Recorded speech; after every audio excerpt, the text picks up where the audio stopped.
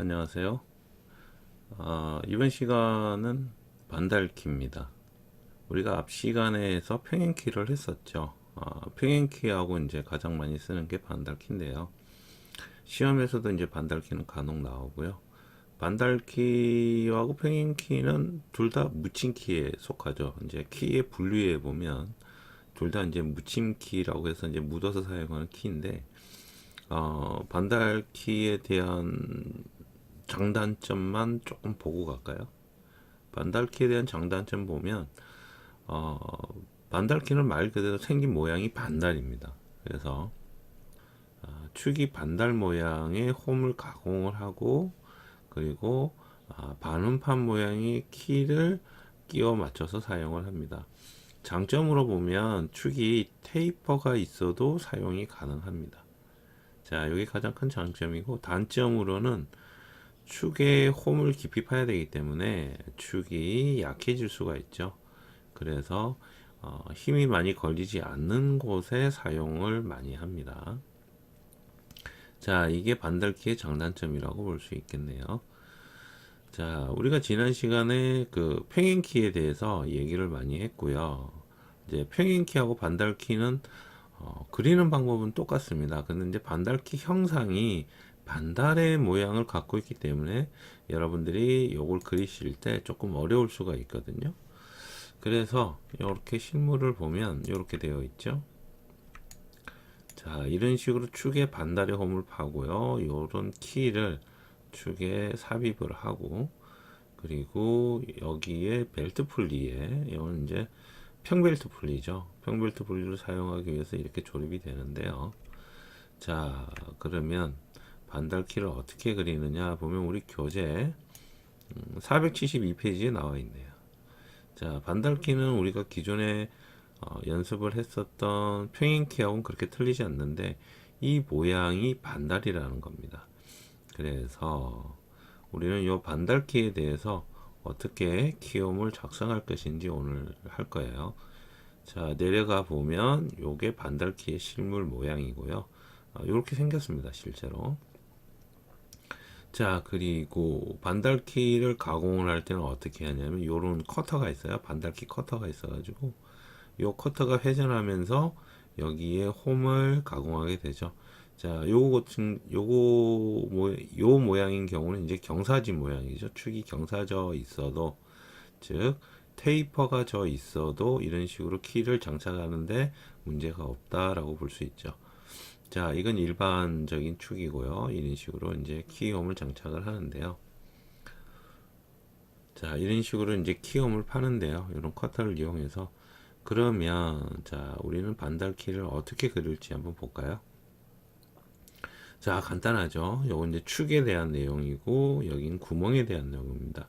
여러분, 그, 조립 때는 끼워 맞춤이 있는 곳은 우리가 그 구멍 쪽이라고도 얘기를 많이 하고요. 혹은 다른 얘기로 보스라고도 얘기를 합니다. 여기를 구멍 쪽 부분을 보스라고도 얘기를 많이 해요.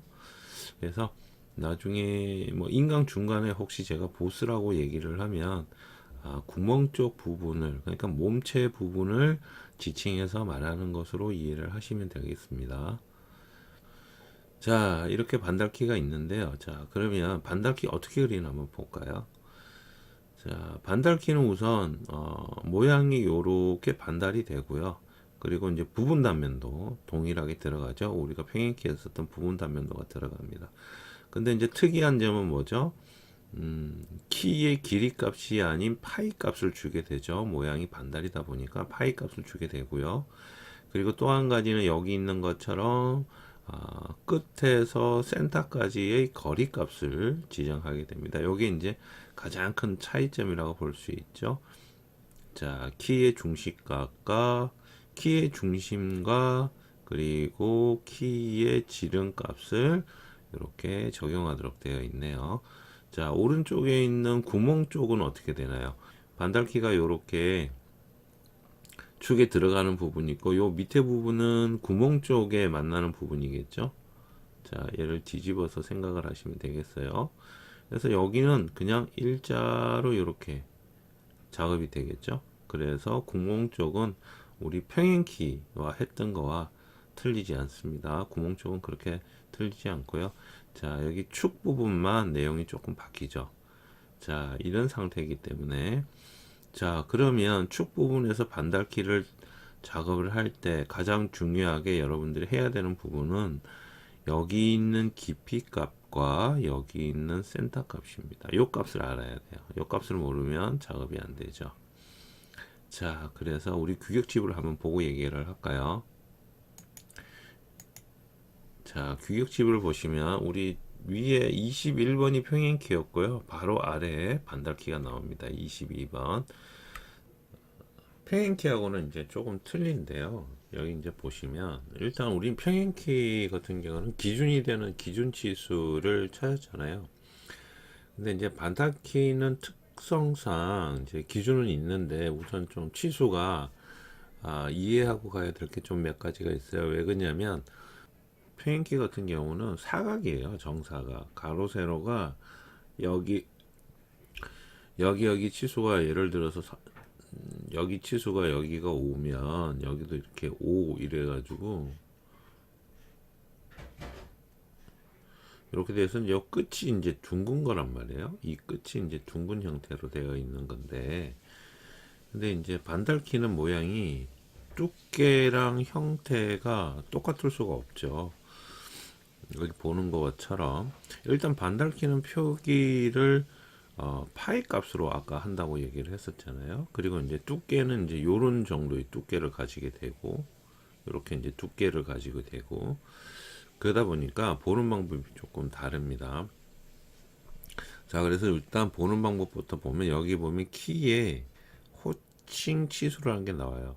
자, 이 호칭 치수라는 건 여러분들이 좀 들여보셨는지 모르겠어요. 키도 마찬가지고 다른 것들도 마찬가지고 뭐 나사라든지 아니면 기타 기계 요소에 들어가는 부품들 중에서 이 호칭 치수라는 걸 굉장히 많이 쓰게 되는데, 이 호칭 치수는 일종의 기준 치수입니다. 기준.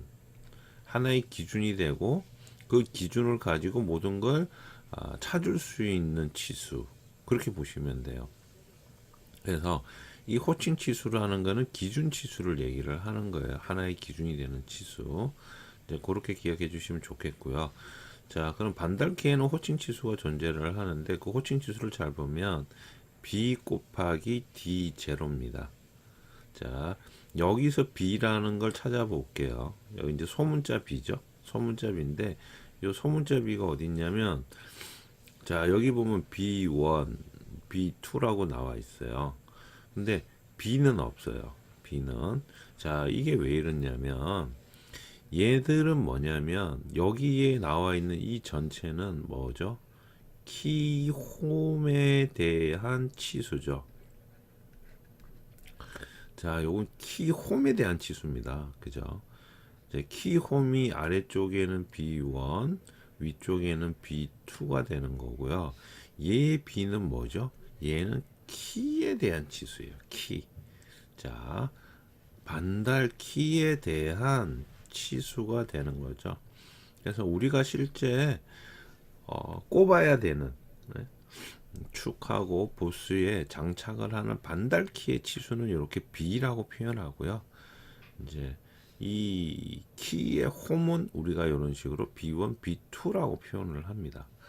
그래서 요 B가 기준인 거죠. 어쨌든 키가 기준이고 그에 맞는 키 홈을 만들기 때문에 키 홈에는 B를 아무리 찾아봐도 안 나옵니다. 이거 찾지 마세요. 얘는 키에 대한 호칭 치수를 적어 놓은 거고, 이건 뭐다?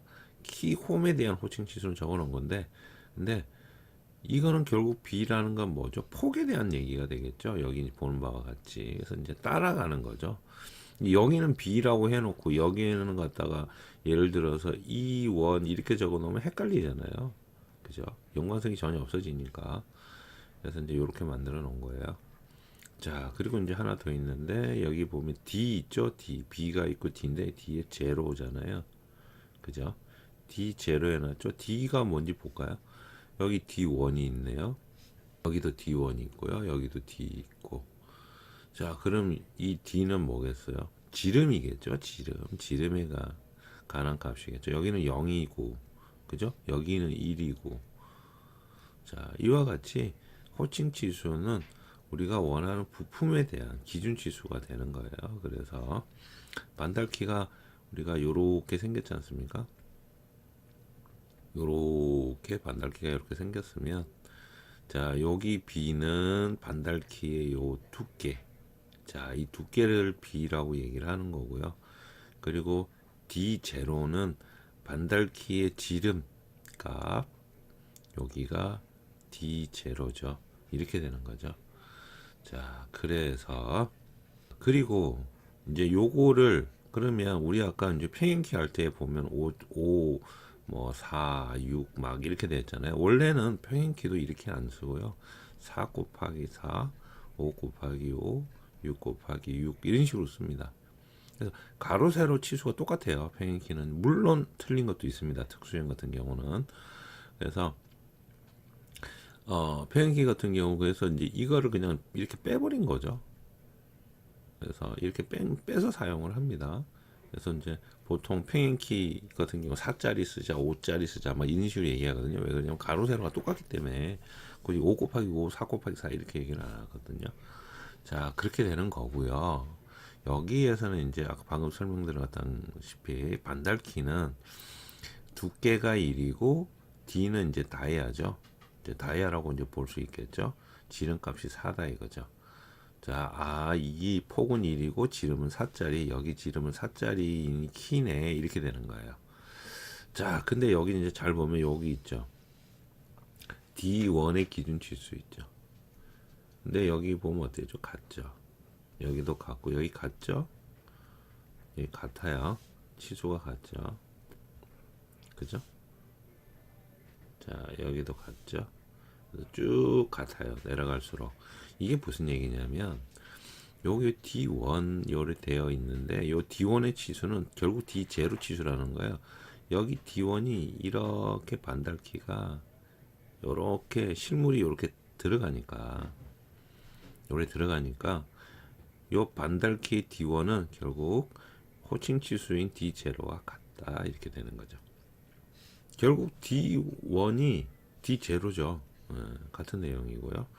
자, B1, B2는 우리가 평행키 할 때 배웠던 폭에 대한 내용. B1은 축에 대한 폭이고 B2는 보수 쪽, 구멍 쪽에 대한 홈에 대한 두께를 얘기를 하는 겁니다.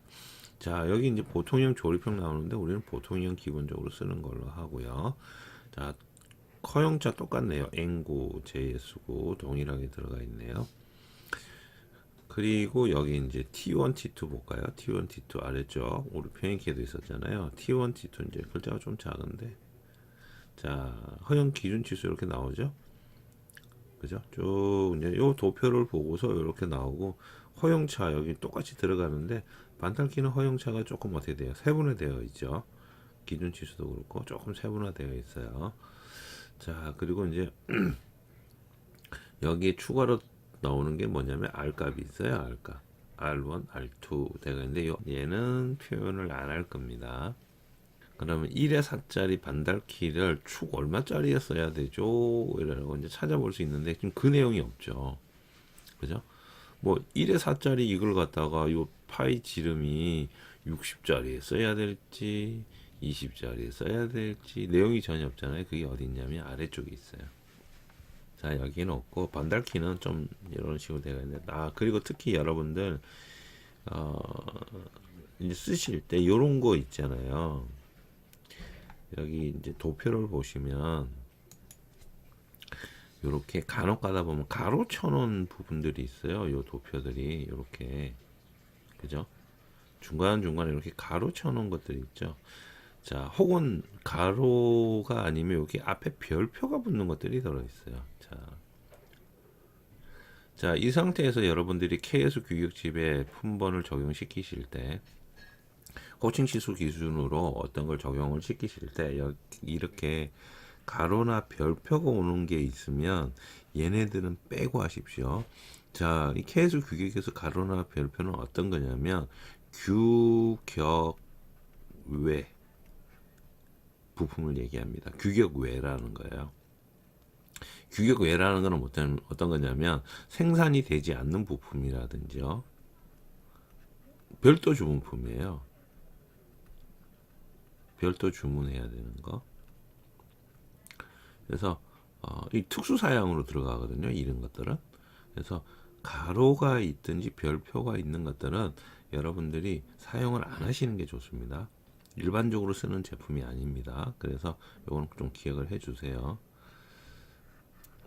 혹시라도 반달키 그려야 되는데 시험에서 이게 나왔다 이러면은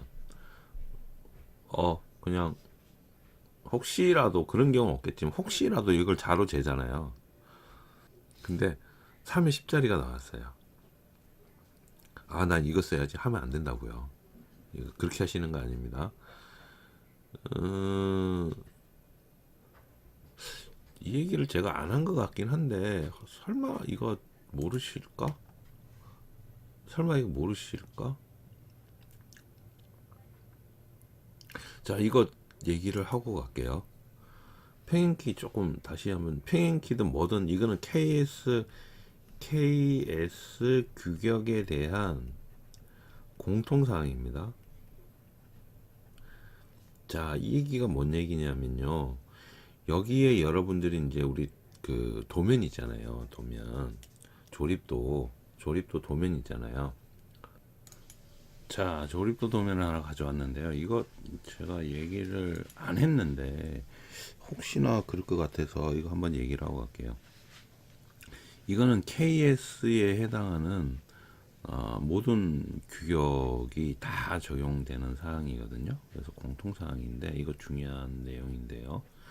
혹시라도 여러분들이 이 키를 그리셔야 된다고 했을 때 이제 축 지정되어 있고 이제 축을 그려야 돼요. 근데 이제 축을 그려라 되어 있는데 여기 키를 예를 들어서 여기서 여기까지 자로 쟀어요. 그래서 요 길이가 4가 나왔어요. 그래서 이거 4짜리 키로 그리시면 안 됩니다. 혹시라도 이렇게 그리실 분 있을까봐 제가 말씀드리는데 이거 이렇게 그리는 거 아니에요. 키의 길이 값은 제가 자로 재라 그랬죠. 이 길이 값은 자로 재서 정수로 하시라 그랬는데 7205라고 베어링 호칭 번호가 나오죠. 7205. 그러면 이 베어링에 얘 같은 경우는 지금 베어링이 여기에 이렇게 되어 있는데 요 파이값 알 수 있죠. 우리가 요거 베어링 공부를 했으면 이 파이값 25파이죠. 어떻게 되죠? 요 5가 베어링의 여기 내륜의 지름값이죠. 이게 내륜 베어링 지름값이죠. 그죠? 5 이상 넘어갈 때는 곱하기 5를 한다라고 되어 있잖아요. 그래서 여기 25파이가 되는 거죠. 만약에 여러분들이 이거 자로 재가지고요. 여기 이렇게 자로 쟀어요. 축 그리려고. 근데 자로 재니까 24가 나왔어. 그래서 이 파이를 24파이로 이렇게 그렸어요. 그럼 이 틀립니다. 이 틀려요.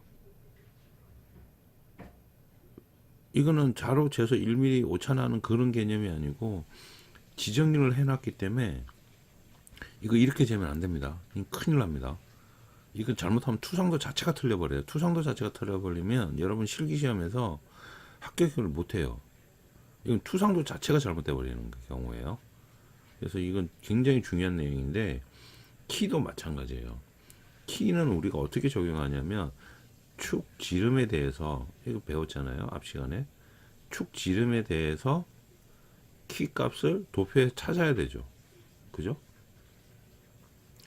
그래서 뭐 10파이부터 18파이는 얼마짜리 쓰고 그리고 18파이 이상 뭐 25파이는 얼마짜리 쓰고 막 이게 있었잖아요. 이런 게 거기에서 이 맞는 키 값을 찾아야지 케이스 규격집에서 찾아야지 여기다가 이걸 자로 재가지고 이거 4짜리네 이렇게 하면 안 된다고요. 절대로 안 됩니다. 이거 이러면 틀려버립니다. 혹시나 싶어서 지금 말씀을 드리는 거예요. 이렇게 생각하시는 분 있나 봐. 그래서 KS 규격은 항상 도표를 무조건 다 보셔야 돼요. 혹시나 싶어서 한번 말씀을 드리는 거고요. 그리고 이제 방금 얘기했던 내용 이거 가로 있는 거는 별도 주문 사양이나 특수 제작 사양이나 아니면 판매되지 않는 부품들이거나 이렇게 특수한 경우는 이렇게 가로를 치거나 앞에 별표를 붙여놔요.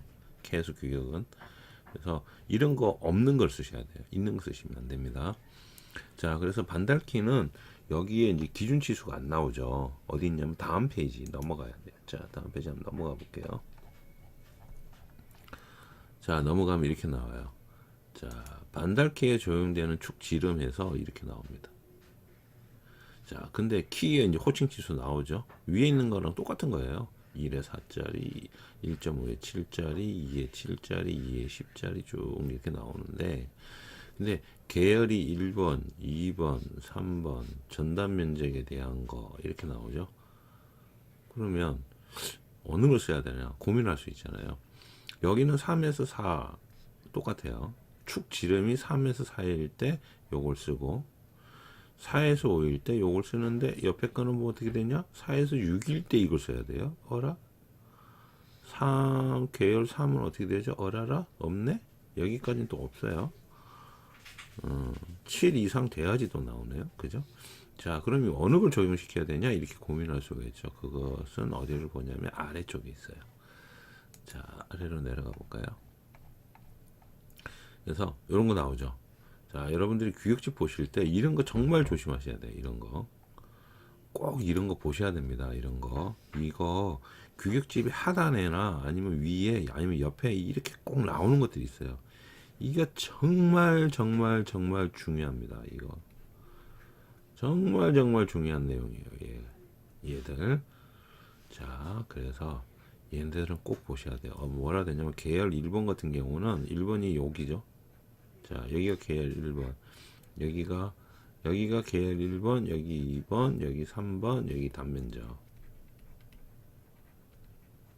이렇게 되어 있죠. 계열 1번은 키에 의한 토크를 전달할 때 결합할 때 사용하고요. 계열 2번은 키에 의한 위치 결정할 때 사용하는 경우고요. 계열 3번은 표에 나타나는 전단 단면적에 대해서 키의 전단 강도에 대응해서 사용하는 경우입니다. 그래서 단면적에 대한 전단 강도를 나타낼 때 요걸 이렇게 참고해 갖고 쓴다는 얘기거든요. 자, 그럼 3번은 일단 아니에요. 그리고 2번 위치 결정 아니죠. 우리가 키를 꼽는 이유는 가장 첫 번째 뭐죠? 축이 회전을 할 때 이 회전을 뭐예요? 기어나 벨트 풀기에 전달하기 위한 거죠. 회전하는 동력을 다른 부품에 전달하기 위한 거기 때문에 토크를 전달하는 결합용으로 사용하는 거죠. 우리는. 그래서 계열 1번을 쓰게 됩니다. 자, 그래서 이제 기준은 이렇게 되는 거예요. 위에 올라가서 우리가 사용할 축의 지름이 얼마인지는 계열 1번을 보고 여기를 보고 정해서 여기 걸 적용시켜 주면 된다. 이렇게 되는 겁니다. 자, 이렇게 되는데, 그리고 이제 그 밑에 나오는 이 내용이 왜 중요하냐면 다른 거 한번 잠시 보여드릴게요. 요건 이제 그때 가서 이제 다시 설명할 건데, 베어링 나오잖아요. 깊은 볼 베어링, 우리 가장 많이 쓰는 베어링 종류의 하나인데, 자, 이 베어링을 목록을 밑으로 쭉 내려가다 보면 어떤 게 있냐면요. 자, 뭐 스러스트 베어링 나오는데 이게 나와요. 베어링의 끼워 맞춤에 대해서 나오는데, 요건 이제 나중에 베어링 가서 자세하게 다룰 거지만, 자, 내륜 회전 또는 하중, 방향, 부정, 하중, 보통 하중 막 이렇게 나와요. 근데 내륜 정지 하중도 있고요. 하우징 구멍 공차 나오는데 여기 보면 끼워 맞춤 공차가 다 나와요. H7, N7, H6, G6, M5, KO, JSO 이렇게 나오죠.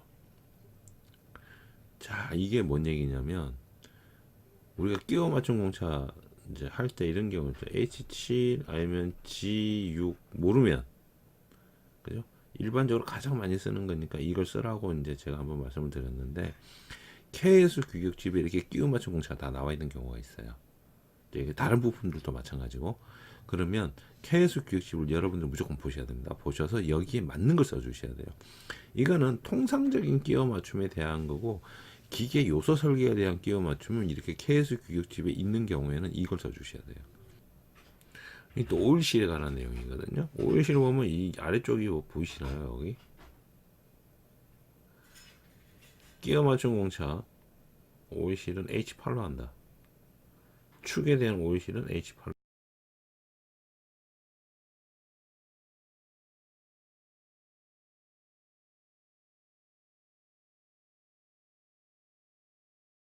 자, 이런 식으로 되어 있습니다. 모든 구성이. 그래서 KS 규격집은 여러분들이 보셔야 돼요.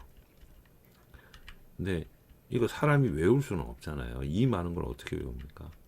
그래서 규격집은 여러분들이 실기시험 준비하시고, 혹시라도 실기시험 준비뿐만 아니고 이제 실무에서 현장에서 일하실 때도 이 KS 규격집 안 볼 수가 없어요. 다 봐야 돼요.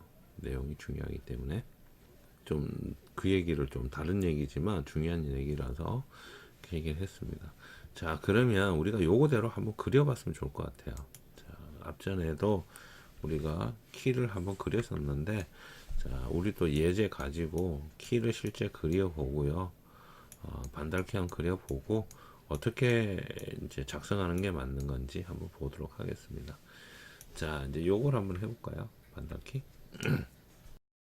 기준은 20파이네요. 20파이짜리 반달키가 있고요. 이게 축 중간에 들어가는 형태를 한번 그려볼게요. 축 중간에 들어가는 형태로. 자, 그래서 CAD를 실행을 좀 시키고요. 자, 이렇게 CAD를 실행시켰습니다. 자, 라인으로 중심선 하나 긋고요. 자, 이거 옵셋 20이니까 아래 위로 10mm씩 보내서 외행선 만들어주고, 얘는 이렇게, 요거는 중심선이죠. 자, 이렇게 중심선 만들고 이제 중간에다가 그냥 그릴게요. 중간에다가. 자, 20파일 때 어떤 걸 써야 되는지 한번 볼게요. 자, 우리 여기에는 지금 20파일 때 끼워 맞춤이 H6이고요. 16짜리를 썼네요. 그죠? 16에 5짜리를 썼어요. 맞나 볼까요? 자, 20파일 때 밑에 걸 봐야 되죠. 일단 계열 쭉 내려가서, 자, 18에 20 있고 22에 22 있고 6에 22 있고 6에 25 있고 막 여러 가지가 있어요. 그죠? 근데 16에 5짜리요? 16에 5짜리 이거 썼네요. 16에 18? 왜? 16에 5 지름이 20인데? 왜? 좀 그러네요.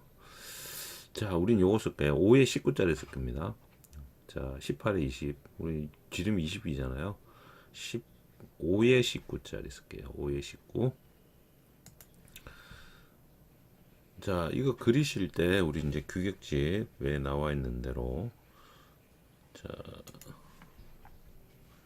여기를 보면서 이제 설명을 드려야지. 자, 여기 T1 값 있죠. T1 값. T1 값이 어떻게 되냐면 원의 끝에서 밑으로 들어가는 거예요. 이 원의 여기 축의 여기 끝에서 밑으로 내려간 요까지 호의 가장 밑 바닥까지의 값이 T1 값이에요. 그러면 우리가 5에 19짜리 쓰기로 했잖아요. 5에 19짜리. 그러면 T1 값이 어디 있냐 하면 여기 있죠. 5.5죠. 보이시나요? 자, T1 값이 5.5고 허용공차 플러스 0.2에서 0. 플러스 0.2에서 0까지 되어 있고요. 자, 5.5만큼 내려간 거야. 여기가 5.5만큼 내려간 거예요. 그래서 키를 그릴 때, 반달 키를 그릴 때는 이 밑으로 내려간 값을 찾아야 됩니다. 이거 찾지 않으면 중심을 못 잡아요.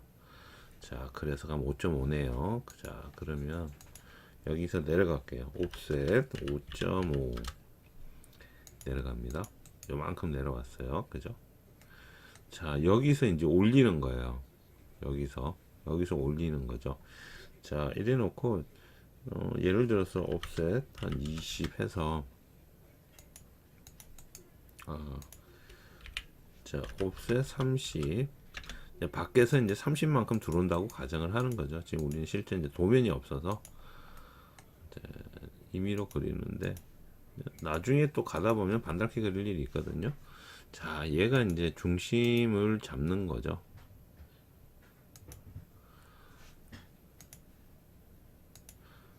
이렇게 반달키의 중심이 있다라고 가정을 하고, 자, 우리 여기서 이렇게 얼마큼 들어와야 되는데 우리는 지금 모르잖아요. 이제 이 도면 같은 경우는 이렇게 15만큼 들어와 있는 내용이 있는데 우리는 지금 모르는 상태니까 요거 보고 그대로 그려도 되는데, 요거 보고 그대로 그리는 게 아니고 20이라는 치수를 우리가 알고 있어. 요것만 알아요. 요것만. 나머지는 몰라. 근데 K수 규격집을 보고 실제로 그려보자 이거예요. 여기 규격집을 이제 보는 것도 터득도 좀 하고. 자, 그래서 그 얘기입니다. 그래서 5에 19짜리를 적용시키기로 하고요. 자, 20이니까요. 지름값 20이니까. 그래서 중심 잡아야 되니까 30만큼 들어온 거예요. 자, 그리고 여기서 5.5만큼 우리가 내려갔잖아요. 여기 5.5만큼 내려갔죠. 자, 그럼 여기다가 19라는 원을 그리면 되는 거예요. 자, 원 가서, 자, 여기가 끝이잖아. 이렇게 그려야 되니까 2점으로 그리는 게 편하겠죠. 여기 중심 잡고요. 여기 교차점 잡고 클릭해서 쭉 올려서 이 지름값이 19가 되면 되죠. 이렇게 되면 되잖아요. 그죠? 지워버리고요. 이렇게 하면 이 모양을 만들 수가 있죠. 이 형태로 모양을 여기를 이렇게 만들 수가 있죠. 그죠? 이렇게 만들 수가 있으니까 여기 보면 요렇게 해서 어떻게 해요? 키가 마치 있는 것처럼 이점 세선으로 이렇게 그려놨죠. 자, 요것도 해주시는 게 좋습니다. 이렇게. 그냥 아니면 이 지름값을 우리가 못 넣잖아요. 그냥 호가 돼 버리잖아요. 그죠? 이건 우리 지름값을 넣어야 되니까. 근데 우린 저걸 안 했어요. 뭘 안 했냐면 그 가상선이죠. 가상선을 지금 안 올려놨죠. 이점세선. 그래서 가상선을 갖다가 새로 좀 올려야 될 것 같기도 하고요. 그래서 가상선 하나 올려볼까요? 도면층 열어서.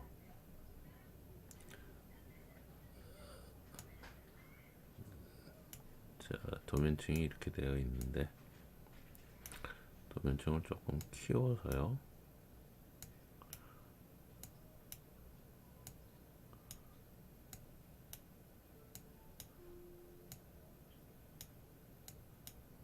자, 여기다가 새로 올립니다.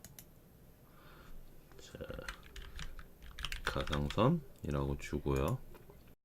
색깔은 요거죠. 선홍색, 뭐 분홍색, 선홍색 클릭. 선의 종류는, 자, 로드에서 마우스로 여기 한번 콕 찍고요. P라고 하면 이렇게 팬텀을 찾아갑니다. 자, 여기서 팬텀 2. 자, 우리 계속 2 썼죠? 2 확인. 자, 팬텀 2 지정하고 확인. 그럼 선홍색 팬텀 2 올라왔죠? 됐죠? 원이잖아요. 근데 우리 여기 끊어야 되잖아요. 이거 선을 위에 거 따로 밑에 거 따로가 필요하죠. 아래는 외양선, 위에는 가상선. 어쨌든 잘라야 되기 때문에 트림으로 뭐 위에 걸 자르든 위에 걸 자르든 지우고, 이렇게 지웠 다음에 익스텐드로 얘를 다시 보내요. 가죠. 자, 이래 놓고 점 브레이크 얘를 지정을 하고 여기 점에서 자르는 거예요. 여기 점에 교차점에서 클릭. 그러면 이렇게 잘리죠. 이렇게 잘리죠. 자, 얘는 따로죠. 그죠? 이거 다시 익스텐드로 한 번 더 보내도 되죠. 여기 기준 잡고 우클릭한 다음에 얘를 이렇게 한 번 더 찍으면 이렇게 가죠. 그럼 요렇게 돌아가죠. 자, 요래서 얘만 뭐죠? 가상선을 이렇게 바꿔주시면 되죠. 근데 이게 영 마음에 안 드시는 분들은 이렇게 하셔도 돼요. 자, 자를 텐데 이게 원이기 때문에 트림으로 잘라버리면 반만 날아가니까, 자, 이렇게 브레이크로 자, 마우스 있는 포인트 기준 클릭 쭉 당기면 이렇게 잘리죠. 클릭. 자, 여기도 마찬가지 마우스 기준 클릭, 이렇게 클릭이라면 이렇게 잘리잖아요. 그래서 여기만을 클릭해서 이걸 가상선으로 이렇게 바꾸셔도 돼요. 뭐 이렇게 바꾸시든 저렇게 바꾸시든 편하신 대로 하시면 되겠습니다. 자, 이렇게 바꿨잖아요. 뭐 여기 연장하고 싶으시면 익스텐드로 여기 클릭해 주시면 얘가 연장이 되고요. 아니면 뭐 이렇게 지금 저는 이거 대략 감으로 이렇게 잘랐는데 1mm 정도 띄워 주시는 것도 나쁘지는 않아요. 자, 됐죠? 자, 요 모양이에요. 그래서 우리가 보면 자, 들어가야 될 치수 보면 이렇게 되어 있죠. 자, D1 값 들어가야 되고요. 이제 방금 그렸고요. 그 다음에 이제 우측면도 뽑아내야 되고, 자, 거기에서 우리 여기 이제 요걸 좀 보면 좀 더 이해하기 쉽죠? 요 파이 값하고 이것밖에 없어요. 가고 이제 위에 이제 구부투상도 뽑아내는 거 다른 거 없어요. 뭐 할 거 없어요. 할 거. 그죠? 자, 요 치수 30은 이제 뭐 어쨌든 들어가는 치수니까요. 자, 얘 5.5는 지금 이렇게 와야 되겠죠? 이만큼 들어간 게 알아야 되니까. 자, 라인으로 여기서 이만큼 올리고요. 여기서 또 이만큼 올리고요. 어쨌든 국부투상도 만들어 줘야 되잖아요. 옵셋 5. 자, 이렇게 되죠. 트림으로 다 잘라버리고요.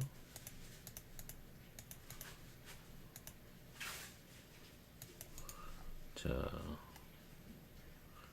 요거 위에서 본 국부투상도 그래야지 우리가 여기다가 치수 넣을 수 있죠. 뭐 어디다 넣든 이런 식으로 치수 넣고 여기다가 우리가 끼워 맞춘 공차 N9 넣을 수 있잖아요. 이렇게 하고 여기는 그 우리가 저기 뭐죠? 그 평행키 같은 경우는 이 선을 제가 이렇게 따서 이렇게 보내라 그랬잖아요. 이렇게 보내서 여기에 뭐 1mm 이렇게 띄우라 이렇게 해놨잖아요. 근데 얘는 원이잖아요. 원. 그래서 이 끝을 보내는 게 아니고 중심을 보냅니다. 여기 중심선이 있잖아요. 얘를 그냥 보내세요. 이런 식으로. 치수는 내려와야 되고요. 그리고 반달키는 여기 중심축이 하나 지나가죠. 중심의 축선이 지나가죠. 중심의 축선이. 그래서 중심선으로 바꿔주시고. 자, 그리고 여기도 얘가 있어야 되죠.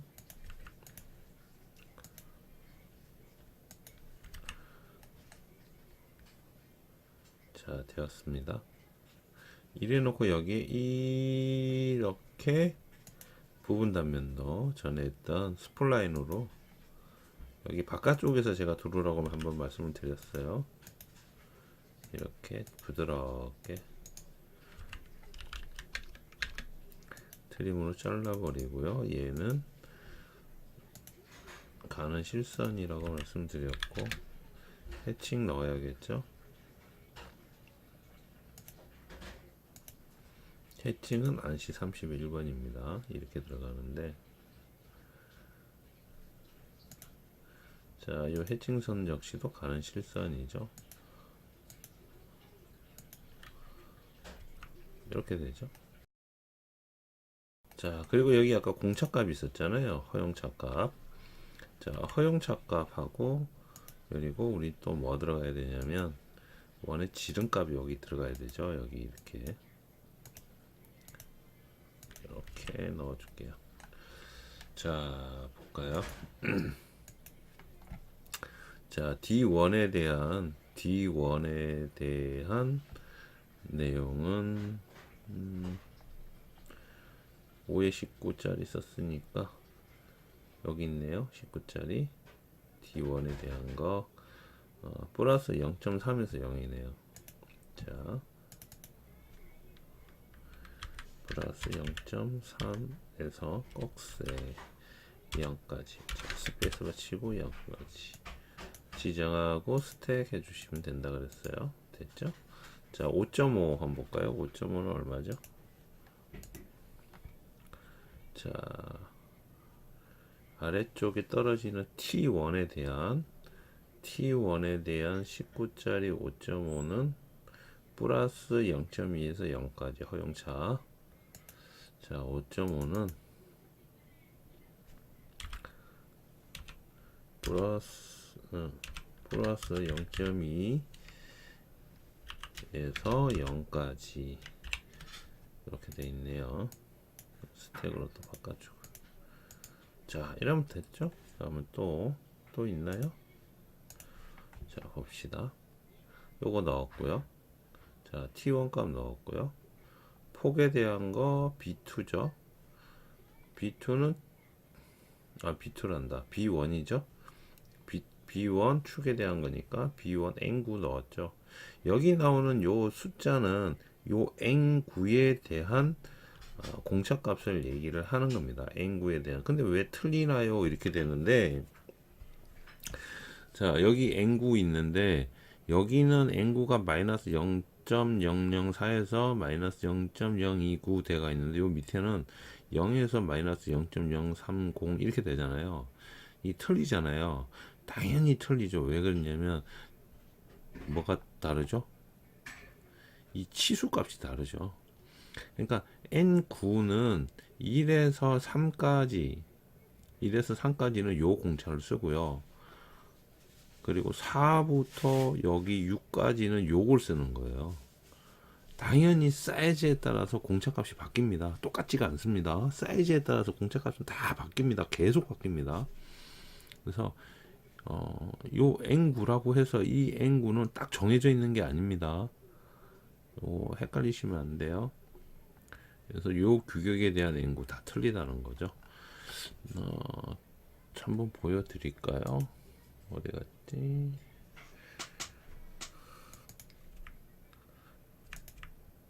자, 케이스 규격집을 좀 들고 왔는데요. 여기 보시면 상용하는 구멍 및 축 기준 끼워 맞춤 공차에서 쭉 나오거든요. 자, 우리 아까 N9가 밑으로 내려가면 치수가 바뀐다고 그랬잖아요. 보시면 여기 이제 실제 끼워 맞춤 공차, 우리 요 자격증 시험 치는 요 PDF 파일은 이게 간략하게 되어 있다 말씀드렸잖아요. 그래서 전체 데이터가 안 나와요. 전체 데이터 안 나오는데, 여기를 보시면, 자, 여기를 보시면 이 데이터가 전체가 다 나오거든요.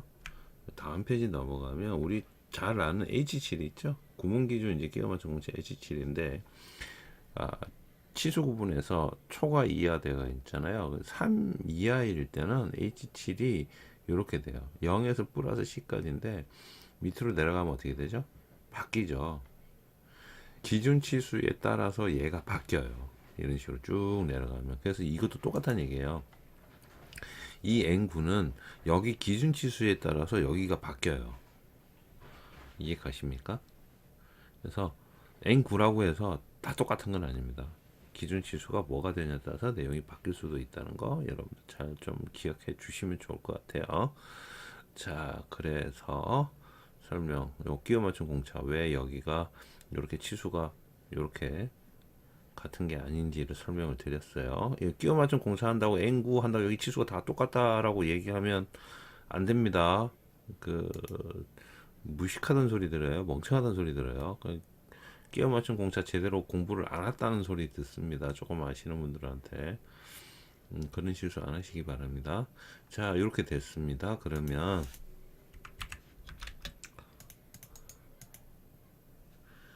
여기 이렇게 놓고요. 이제 오른쪽에다가 측면도 하나 그려볼까요? 자, 뭐 예를 들어서 이제 이렇게 작업을 했죠. 자, 표면 거칠기는 이제 마지막에 작업하도록 하겠습니다. 표면 거칠기는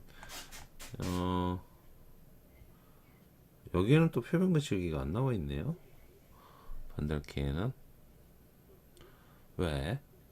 끼워 맞춤 공사니까 표면 거칠기 당연히 들어가겠죠. 왜냐면 끼워 맞춤 공차가 있기 때문에 표면 거칠기가 안 들어갈 수가 없습니다. 꼭 들어가야 되는 상황입니다. 그래서 어떻게? 요거랑 동일하게 주도록 하겠습니다. 팽행키랑 동일하게 주도록 하겠습니다. 자, 여기서 이제 축을 그리면 되죠. 중심선 하나 따 나오고요. 자, 선 두 개 그어서 어쨌든 측면도 그릴 거니까 중심선 하나 그어서 뭐 이건 뭐 개인 취향이긴 한데 뭐 C 해서 여기 중심에서 이래 찍어도 되죠. 아니면 뭐 20이라고 치수 넣으셔도 되고. 자, 옵셋 저는 이렇게 그린다고 말씀을 좀 드린 적이 있죠. 이렇게. 왜냐면 이 끝 일일이 맞추기 귀찮으니까 그냥 원하나 옵셋으로 한 2mm, 3mm 옵셋 튕겨가지고 다 잘라버려요. 그럼 이러면 선 똑같이 나오니까. 요거 혹시라도 중심선 만들고 싶다 그러면 우클릭, 더블 클릭해서 빠른 특성에서 요거 바꿔주면 된다 그랬죠. 0.7. 자, 이렇게 됐죠. 자, 그럼 이 상태에서 여기 이제 홈만 파지면 되잖아요. 근데 얘가 5짜리였잖아요. 옵셋 2.5 해서 양쪽으로 이렇게, 자, 라인, 자, 옵셋 5, 5가 아니다. 여기서는 2선을 가져와야 되죠. 라인. 여기에 요걸 요렇게 당겨서 이렇게 갖다 놔야 되죠. 자, 뒤에 트림을 잘라버려. 그래야지 여기가 맞죠, 그죠? 요 깊이값. 만약에 이제 측면도를 그린다고 하는 했을 때, 근데 실질적으로 여러분들 이거는 그리시지 않으셔도 됩니다.